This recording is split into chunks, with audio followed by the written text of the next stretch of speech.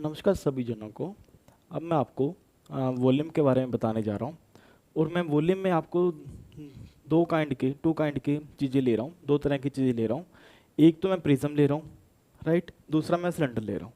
आप सोचते हो सर यहाँ पे तो आपने क्यूबाइड लिखा हुआ है। जो क्यूबाइड भी होता है वो रेक्टेंगुलर बेस्ड प्रिज्म होता है, और जो क्यूब होता है वो स्केयर बेस्ड प्रिज्म होता है, राइट। और ये तो दोनों बेस ट्रायंगल बेस्ड प्रिज्म तो मैं लिख ही दिया, ये प्रिज्म है। और पेंटागन बेस्ड प्रिज्म भी मैंने लिख ही दिया, प्रिज्म है।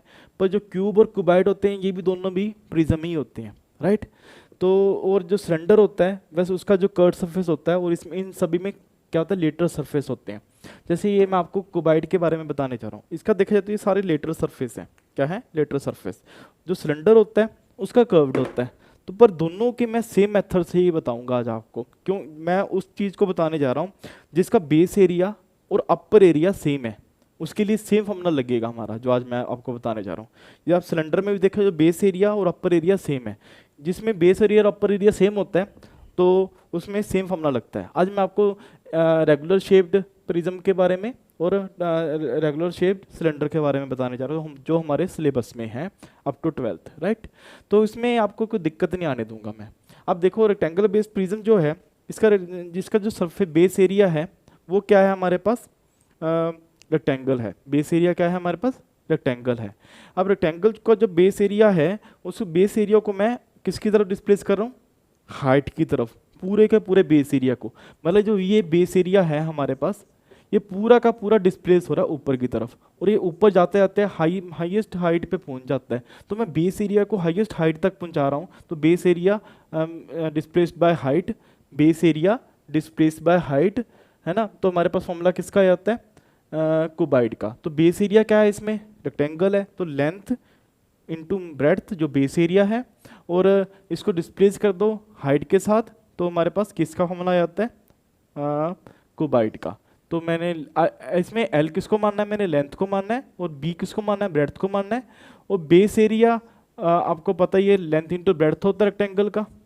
जो बेस एरिया का रेक्टेंगल शेप में है तो इसका बेस एरिया क्या होगा? Length into breadth. और हाइट से मल्टीप्लाई कर दिया, हाइट से मल्टीप्लाई कर दिया, तो हमारे पास क्या आ गया?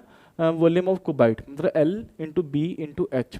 सेम अब मैं आपको स्केयर बेस्ड प्रिज्म मतलब क्यूब के बारे में बताने जा रहा हूँ। अब अब इसका जो बेस एरिया है वो क्या? स्केयर है। तो base area displace by height, वही जो मैं ऊपर लगा रहा हूँ। तो इसमें क्या है? लेंथ जो है और ब्रेड्थ जो है और हाइट जो है, ये तीनों के तीनों इक्वल हैं। तो मैं इन तीनों को साइड मान सकता हूँ। क्या मान सकता हूँ? साइड।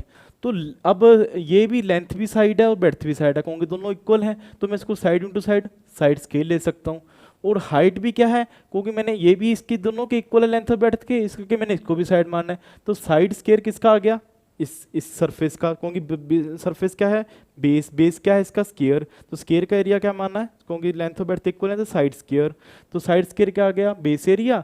और जो हाइट है वो भी लेंथ और ब्रेड्थ के इक्वल है इसका के, इसको भी मैंने हाइट को भी साइड मान लिया। तो साइड स्केयर इंटू साइड, मतलब base area into height. Height क्या है? साइड है, तो बेस एरिया इंटू हाइट, मतलब साइड स्केयर इंटू साइड क्या आ गया? Side cube. तो ये आ गया volume of the cube.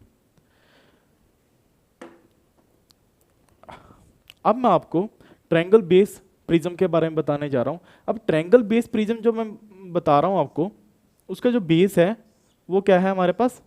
Triangle है। तो और इसको हाइट को, जो ये वाली हाइट है हमारे पास, इसको मैंने एच माना। और जो इसका जो ये तीनों जो है हमारे पास ट्रायंगल के तीनों तीनों साइड हैं वो तीनों क्या? ए है। और ये वाली हाइट जो है मैंने इसको स्मॉल एच मान लिया। तो इस ट्रायंगल का जो बेस का एरिया है, जो मतलब ट्रायंगल शेप में है, ट्रायंगल का एरिया क्या होता है हमारे पास?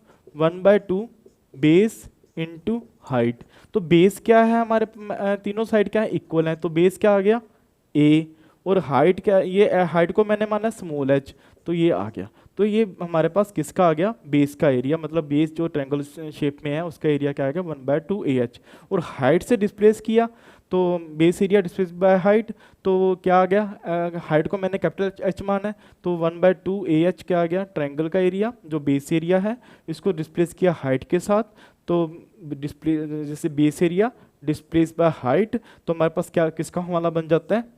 हमारे पास volume of triangle base prism का फॉर्मूला बन जाता है। तो 1/2 AH किसका है, बेस एरिया, और हाइट को मैंने कैपिटल H माना, दोनों को मल्टीप्लाई किया तो volume of triangle based prism का फॉर्मूला आ गया हमारे पास। अब मैं आपको पेंटागन बेस्ड प्रिज्म के वॉल्यूम के बारे में बताने जा रहा हूँ। अब इसका पेंटागन बेस्ड प्रिज्म का वॉल्यूम क्या होगा हमारे पास, सेम वही फॉर्मूला, क्योंकि ये इसका बेस एरिया और अपर एरिया सेम होता है ना, और ये सारे रेगुलर शेप में है जो हमारे सिलेबस में है, तो अप टू 12th तक है ना। तो बेस एरिया इनटू हाइट, तो इसमें भी क्या है, बेस क्या है हमारे पास, पेंटागन है, क्या है, पेंटागन है ना। और इसको जब मैं पेंटागन का बेस एरिया निकाल लूंगा तो ये इसके मैंने ए मान लिया, इसको ए मान लिया, इसको ए, सारी साइड ए है हमारे पास। तो मैंने एक सेंटर के टच करके साइड से एक ट्रायंगल बना दिया, तो वो क्या आ गया, एच, है ना। तो ये जो सेंटर से और जो इसके बेस है, जो बेस है इस ट्रायंगल का जो बनाया मैंने, जो सेंटर को मैंने साइड के एंड पॉइंट से एक लाइन खींची और सेंटर से मैंने साइड के एंड पॉइंट से लाइन खींची, तो ये एक ट्रायंगल बन गया हमारे पास। और इसका जो इसका बेस है उसके में मैं परपेंडिकुलर खींच के जो सेंटर को टच कर रहा है, मैंने इसको स्मॉल एच मानना है, जो इसकी हाइट आ गई। तो इसका ए ट्रायंगल का एरिया क्या आ गया हमारे पास, 1/2 AH, जो हमने पीछे निकाला ही है ट्रायंगल का एरिया, राइट, 1/2 AH। इसमें ट्रायंगल कितने बनेंगे, 5, 1 2 3 4 5। तो इसमें सारे के सारे ट्रायंगल इक्वल हैं, क्योंकि सबके बेस सेम है और सबकी हाइट भी सेम है, राइट, सबकी हाइट भी क्या हमारे पास, सेम। तो इसका केस में 5 ट्रायंगल है, तो मैंने इसको 5 से मल्टीप्लाई किया, है ना। तो 5 ट्रायंगल है, इसको 5 ट्रायंगल है, इसको मैंने 5 ट्रायंगल बने हैं, तो 5 इंटू ए, 1 ट्रायंगल के एरिया को मल्टीप्लाई किया तो 5/2 AH आ गया, और इसको मैंने मल्टीप्लाई किया हाइट से, तो टोटल वॉल्यूम का हमारे पास फॉर्मूला आ गया 5/2 small h multiply by capital H. तो स्मॉल एच मैंने ट्रायंगल वाले हाइट को मानना है, और कैपिटल एच मैंने जो इसकी प्रिज्म की हाइट है उसको मानना है, राइट, ये वाली हाइट को, ठीक है ना। तो 5/2 a small h multiply capital H, तो ये हमारे पास volume of pentagon based prism का फॉर्मूला आ गया। अब देखा जाए तो मैं अब आपको सिलेंडर भी देखा जाए तो इसका भी बेस एरिया और अपर एरिया सेम है ना, और ये भी रेगुलर शेप में है, तो मैं इसमें भी प्रिज्म वाला ही फॉर्मूला लगा सकता हूँ जिसका बेस एरिया और अपर एरिया सेम होता है। उन जिसका भी बेस एरिया और अपर एरिया सेम होगा उन सभी में ही मैं प्रिज्म वाला फॉर्मूला लगा सकता हूँ। तो इसमें भी वॉल्यूम ऑफ दिस सिलेंडर में जब मैंने निकाला तो base area multiply by height, तो इसका बेस क्या है, सर्कल है, तो सर्कल का जो बेस फॉर्मूला होता है एरिया ऑफ सर्कल, वो क्या होता है, πr², और मैं इसको भी हाइट से मल्टीप्लाई करूंगा, सेम फॉर्मूला वही बना रहा हूँ। तो जो बेस एरिया है, जो बेस का एरिया है ये वाला, इसको मैं डिस्प्लेस कर रहा हूँ हाइट की तरफ, इसको मैं डिस्प्लेस कर रहा हूँ हाइट की तरफ, जो ये base area displace by height, तो हमारे पास क्या आता है, वॉल्यूम ऑफ सिलेंडर। तो बेस एरिया क्या है, πr² मल्टीप्लाई हाइट, तो πr² क्या आ गया हमारे पास, वॉल्यूम ऑफ सिलेंडर।